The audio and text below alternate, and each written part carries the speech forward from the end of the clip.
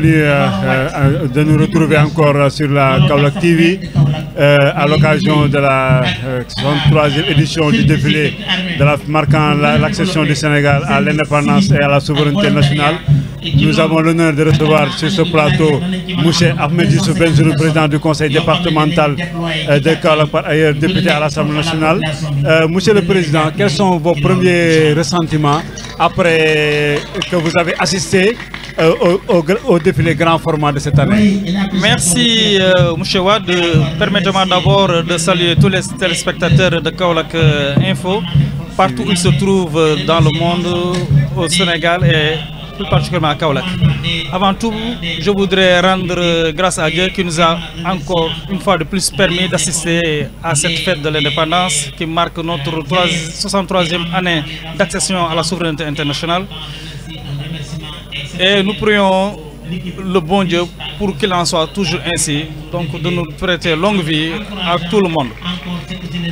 Mes impressions, c'est tout juste un grand plaisir et un très grand honneur d'assister à cette belle fête de la jeunesse, de l'armée, mais de l'armée tout entière.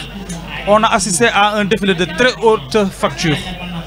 C'est le lieu et le moment de féliciter donc les acteurs de ce défilé, au rang desquels figurent en premier les forces de défense et de sécurité, particulièrement l'armée, les civils, parmi lesquels on peut citer les anciens combattants et les élèves. En tout cas, ça a été un très grand défilé et je profite pour féliciter toute la nation sénégalaise.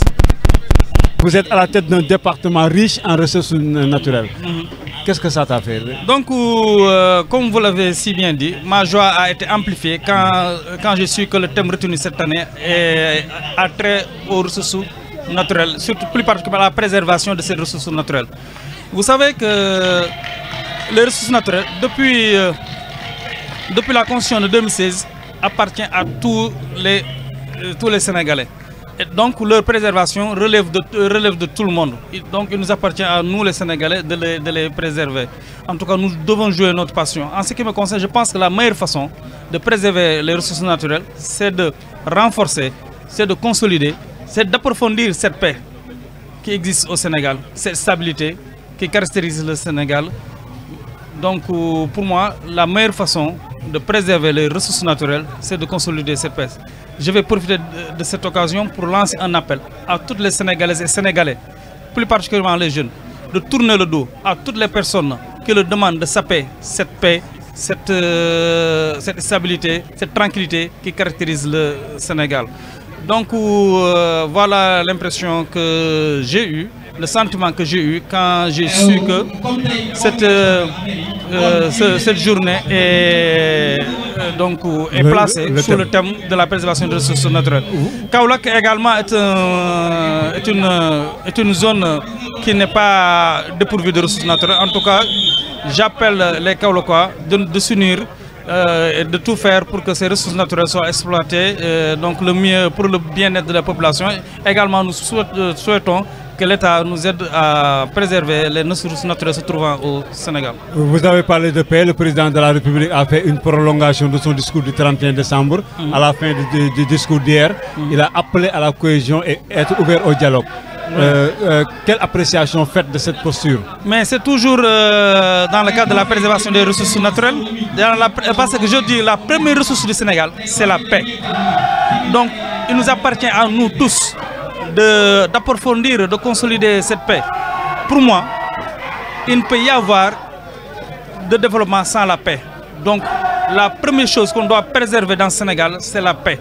C'est la paix. Que le Sénégal continue à connaître cette paix et cette tranquillité qui le caractérise. Vous êtes parmi les dirigeants les plus jeunes du pays, à travers les départements, à travers l'Assemblée nationale.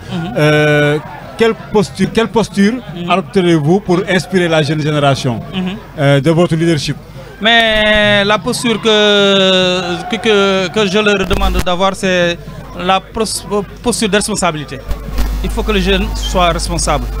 Être responsable, c'est de prendre soin de soi-même, mais également prendre soin de son environnement, prendre soin de son pays.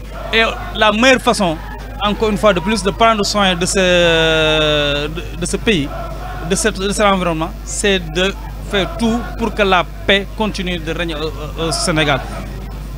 Aujourd'hui, je vais axer tout mon discours sur l'approfondissement, sur la consolidation de la paix et de la stabilité. Encore une fois, Bangane Nam Nekfa. Donc sans la paix, point de développement, point d'émergence. Donc vive la paix, vive le Sénégal, vive la République. Avant la partie Wolof, on vous taxe de plus de technocrates que de politiques à l'Assemblée nationale. On dit que vous êtes plutôt technocrate que politique. Mais ça dépend de ce qu'on entend par politique. Si politique, c'est prendre en charge les préoccupations de sa population, personne n'est plus politicien que moi. Donc si technocrate veut dire également défendre les causes de sa population, personne n'est plus technocrate que moi. C'est clair. Si Wolof, lan nga yëg bi nga fekkee indépendance bi mu nekk grand format une première ci Kaolack. Fête boo xam ne kon boog ñun ñëpp ko bokk dañuy kontaan nekk ci au premier rang des personnes yi nga xam ne assisté ce défilé de très haute facture défilé bu mag lañ fi def tey jii nii mun naa ne Kaolack ñeewuñu benn dëkk tey ci défilé bu neex ndax tey jii nii moom muy civil yi di waa l'armée bi ñëpp def nañ fi défilé bu am solo comme na ngeen ko gisee donc may profité foofu rek di féliciter l'armée bi di féliciter force de défense yëpp mais tamit di féliciter civils yi nga xam ne ñoom itamit participé nañ ci défilé bi. sa yëg-yëg aussi ci thème bi ndax ku ne xam na ne ñu sàmm aaram beeg ressources yu ñu am yow nga nekk ci dëkk boo xam ne muy Kaolack rafetlu ci. yow bi nga déggee thème bi aussi lan la jàngal. waaw mais dama ne sama mbégte dafa yokk bu ma gisee ne ren thème bi dañ ko def ci préservation des ressources naturelles may wax nag ne ressources naturelles depuis 2016 dañu bind ci constitution bi que ne sénégalais yëpp ko bokk kon bokk aar ko ñun ñëpp la war du armée bi rek ba tax na may fàttali ne sénégalais yi nag ne leen yoon bu gën a gaaw ci aar ressources naturelles yooyu noonu mooy ñu fexe ñu jàmm gi am Sénégal nuñ ko suqalee nuñ ko gën a suqatalee gën koo taxawal gën ko approfondir ndax nag ci jàmm ci la lépp xaj su jàmm amul doo tala exploiter sa pétrole su jàmm amul doo tala exploiter sa gaz su jàmm amul doo tala bénéficier wu sa ressources naturelles ba tax na maa ngi wax foofu noonu sénégalais yeeg sénégalais yëpp jox ne ne ñun ñëpp war a aar suñu moomeel yi nga xam ne nature moo ñu ko jox ba tax na comme te na jàmm ci la lépp xaj ñu sénégalais yeeg sénégalais rawatina ndaw yi nañ won ginnaaw bépp nit boo xam ne moo ngi leen bëgg a tàlloo dëkk bi loolu daal laa ci wax ne thème bu d'actualité la thème bu intéressant la mais alhamdulilah ba ñu Sénégal nekk dëkk jàmm. yaa ngi wax waxum jàmm démb gis nañ ne njiitu réew mi bi muy àddu jëmale ci affaire indépendance bi ak message bi. dafa mottali discours 31 décembre am bi. lam ci bàyyi woon mooy moom pare na pour ubbeeku ñu waxtaan ci jàmm mais lépp am rek ci ku ci nekk yor sa cër. mais président de la république xaaru ba tey jii ni doog a tijji dialogue boobu nag ci dialogue boobu la mës di woote bu mu fi mës a nekk c'est un président boo xam ne il a toujours appelé au dialogue donc malheureusement des fois il n'est pas nit ñi duñ koy déggee noonu mais. moom nitu dialogue la mës a doon noonu moom la mës a woote nag en tout cas ñoo ngi koy rafetlu ci woote bu mu woote di ñaan nag na ko sénégalais yi ak sénégalais yëpp déglu parce que nag malgré suñu divergence yi Sénégal ñoo ko bokk kon bokk nañ booloo waxtaane ko te président loolu la woote ñu ñoo ngi ko ci rafetlu di ko ci encouragé. bokk nga si njiit yi gën a nekk ndaw ci Sénégal ci conseil départemental assemblée lan mooy nekk ci yow te nga bëgg xale yi roy ko ci yow.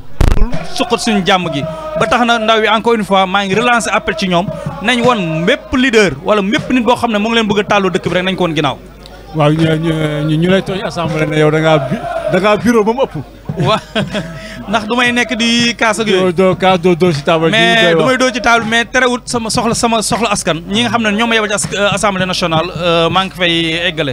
tey jii nii ministre yu bëri tey bu ñu demee assemblée nationale bu ñu ñëwee wax naa leen jàmbata Kaolack amul jafe-jafe Kaolack bu ma fàtte ministre de l'intérieur bu ñëwee wax naa ko problème sécurité yi ñu fi am ministre de l'économie maritime bu ñëwee wax naa ko principal problème bi nga xam ne moom la principal doléance Kaolack muy port bi wax naa ko fa wax naa ci ñu réhabilitation lycée wax nañ ci wàllum set ak setal bi ci Kaolack wax nañ ko en tout cas nekk bureaucrate wala technocrate boobu ñuy wax tréwuma joytu jafe-jafe Kaolack yi nga xam ne ñoo ma yóbbu assemblée nationale mais nag ñun lépp lu ñuy def dañ koy def ci yar ak teggin ndax nag wax sa soxla ànd na mën na nekk nga boole ko ci yar ak teggin ak dal. jërëjëf kooku di président Mohamed Youssouf Bengelloune nekk merci beaucoup mon frère conseil départemental bu Kaolack nekk aussi député à l'Assemblée nationale moo doon intervenir en marche de la célébration 63e anniversaire bu indépendance bu Sénégal ñu ko doon màggale fii ci avenue Cheikh Ibrahima Niass fii ci diwaanu Kaolack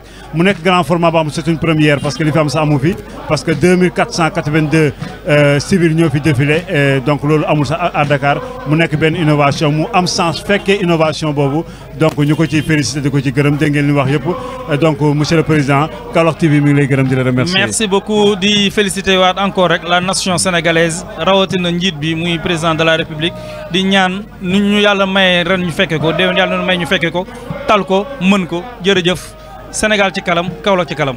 jërëjëf à vous l'antenne donc kooku moo nekkoon président Kaolack conseil départemental bu Kaolack Mohamed Youssouf Bengelloune moom mooy jeexal noonu moom moo doon wax noonu jërëjëf.